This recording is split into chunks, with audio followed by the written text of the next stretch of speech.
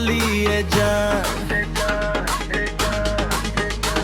तोहार बाबू भाई केहू कुछ नहीं बोलिए जान।